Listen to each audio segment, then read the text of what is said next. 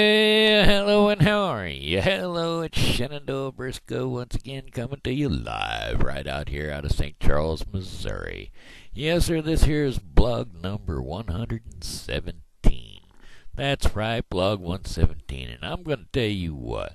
I had me a good day outside today. It was pretty nice out there.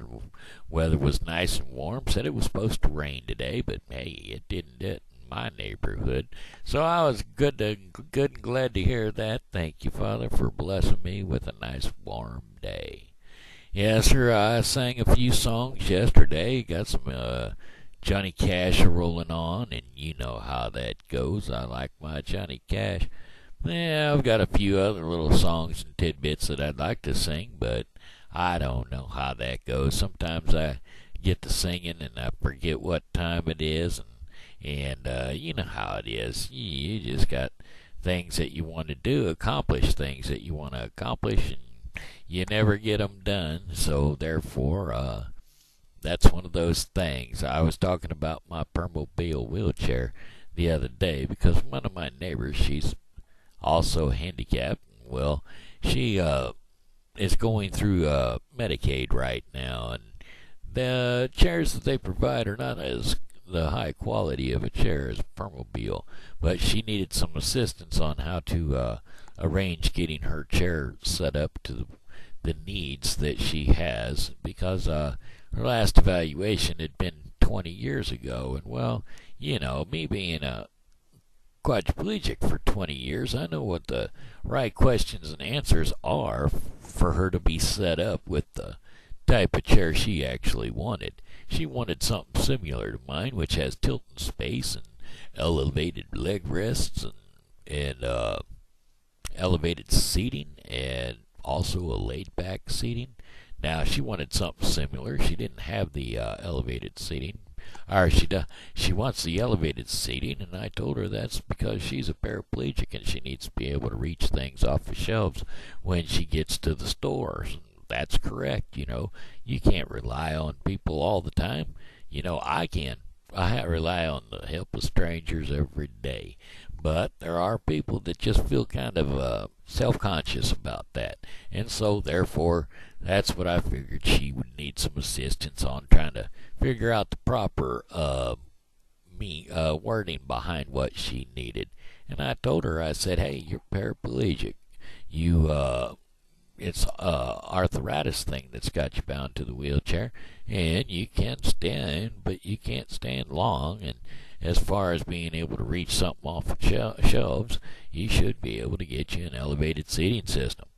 And then, seeing how you are sitting in your chair 90% of the time, the biggest problem there is that your legs, your feet are starting to swell. And she had pointed that out to me, and I said, well, in that case, what you're going to need is some elevated leg rests. And the reason you need those elevated leg rests is so that you can get them feet up above your thighs. But in the most situations, the elevators only raise your feet up so high, so that's not going to be able to get your feet up past your hips. So what you need to do is you need to tilt back, so you need that tilt in space to tilt your chair back so that you can get them feet all the way up above your hips there, so that fluid that's gotten down below your knees into your feet can be drained back up above your legs, and it can run back out of your legs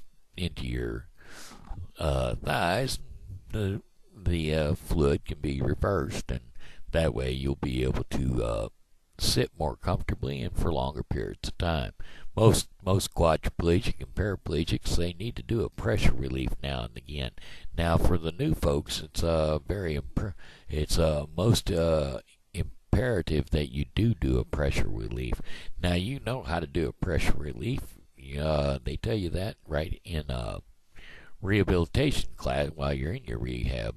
They're going to tell you that you need to tilt back every so often just to shift the weight around in your chair so that you're not putting all the same pressure in all the same areas on your behind. That's right. You want to shift it around to the front of your thighs, to the back of your thighs, to your to the lower part of your back, so you're going to need a tilt and space chair so that you can do that pressure relief as needed. Yes, sir, and then again, you'll also need to be able to change that pressure around so that you don't come up with a pressure sore. Yeah, a pressure sore, also known as a, let's see, what is that called? Not an obsite, because an obsite's something that they put on your neck for your tracheotomy. If you notice, I got a small hole right there in my neck. That's from tracheotomy, and obsite's what they put over the top of that there to help it heal up. Of course, I was allergic to tape, and well, that didn't work out too well for me, because every time they'd take that obsite off, we'd take half a layer of skin off with it. Decubitus, that's the word I was looking for. Whenever you have a pressure sore on you, it turns into a decubitus, and a decubitus is a breakdown of your skin. Generally, it breaks down from the inside out. So if you've got a bony part of your buttocks that is carrying that same pressure every day in the same place, pretty soon you're going to work a pressure sore from the inside all the way out to the outside. Now, once it gets to the outside, you're in trouble. So, if you haven't been doing your pressure relief like you ought to, you need to get you some kind of a repair for your pressure sore. Now, the doctors, they're not going to like this when I tell it to you, but I'm telling you what, honey is God's given gift for healing of sores and whatnot. If you get a scratch on your arm or a cut or a contusion, you clean it out real good. If you put honey on that cut or contusion, it'll heal that sore up and leave no scar. Also, if you do have any scars on your body, you can take vitamin E capsules, and you can puncture that capsule, and you can spread that vitamin E all over that sore. All over that scar, and it'll relieve the depth of the scar. The scar won't show near as prominent as it did before. Now, that being said, with the decubitus, well, the other thing that you can do is you can make yourself a paste. You can take yourself some milk of magnesia, and you can take you some sugar, and a little bit of betadine or iodine, whichever you prefer. If you can't find iodine, I'm sure you can get a hold of some betadine pretty easy. You just talk to your doctor and you tell him you need some betadine. Now, you don't want the betadine ointment. You actually want the betadine solution, because the betadine ointment is too thick and it doesn't really do the job that you're looking for, because it doesn't have the sugar in it. Sugar is another one of God's great healers. Now, if you spread this sugar and if you spread the milk of magnesia and the sugar and the betadine concoction, if you make that into a paste and you place that in the infected area of your decubitus, and you put a small patch over that to keep it in there, why, I'm telling you what, in a matter of no time, that will heal up. I've only had 2 decubituses on my body since I've been paralyzed. One was right on my coccyx. Now, you may not know what a coccyx is, but the coccyx is right at the very tip of the tailbone.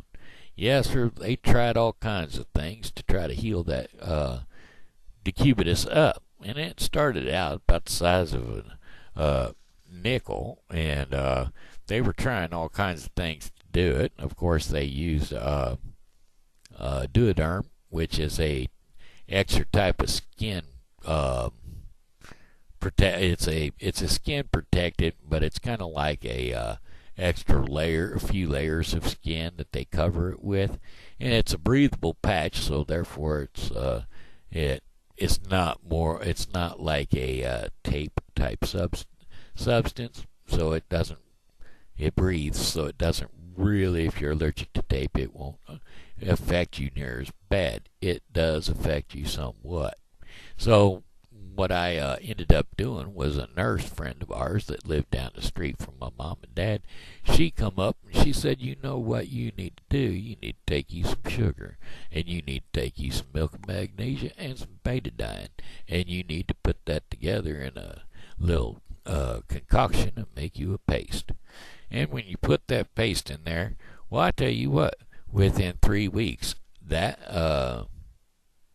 nickel-sized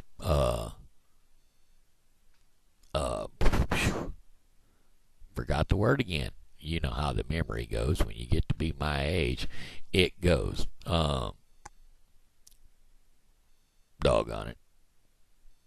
Pressure sore. We're just going to go with pressure sore.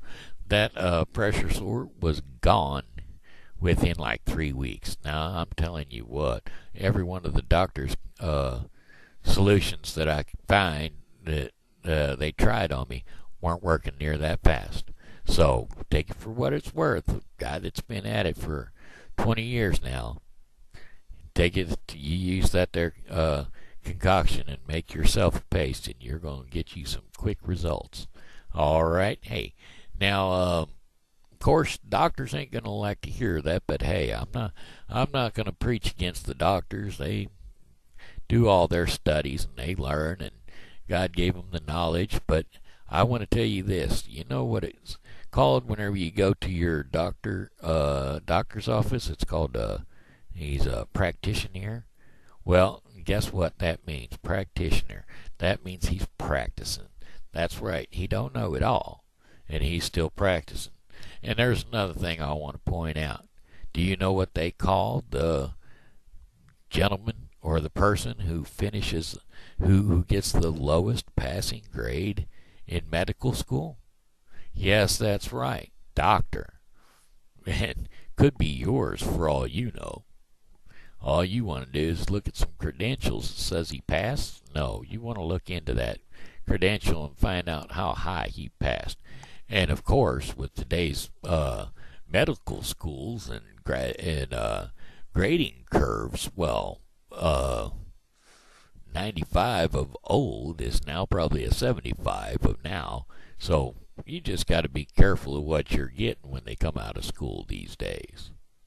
Anyway, that being said, hey, you know, it's 12 minutes and 15 seconds into it. So what I'm going to do is I'm going to try to look up a quick short song. All right. Let's see here. We'll pull up a random search engine here and see what we can do.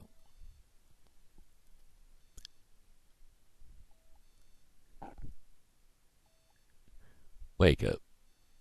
Give me the lyrics to Mamas, Don't Let Your Babies Grow Up to Be Cowboys.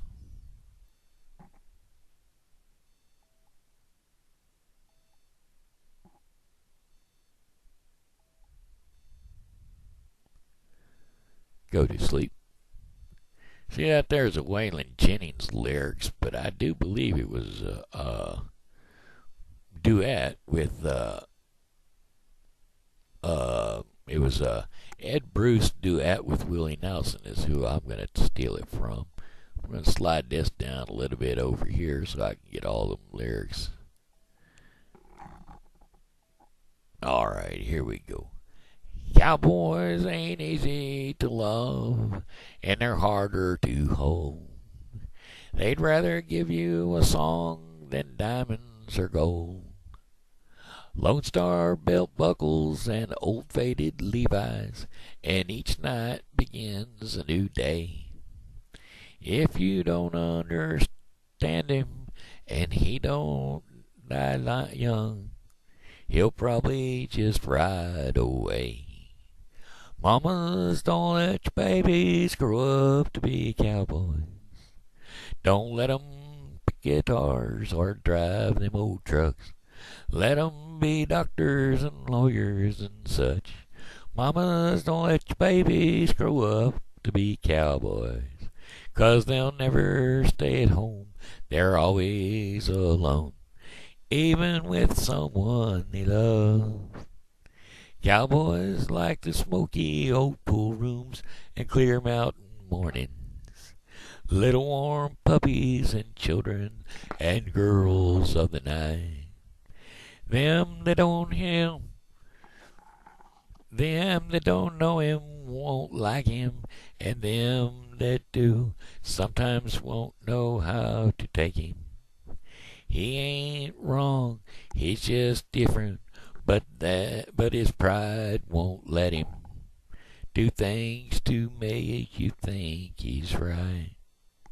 Mamas, don't let your babies grow up to be cowboys. Don't let 'em pick guitars or drive them old trucks. Let 'em be doctors and lawyers and such. Mamas, don't let your babies grow up to be cowboys, 'cause they'll never stay home. They're always alone, even with someone they love. I think we're going to call it time.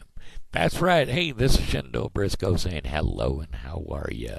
You know, God loves you and so do I. So be blessed and we'll check you tomorrow, all right? Have a good one.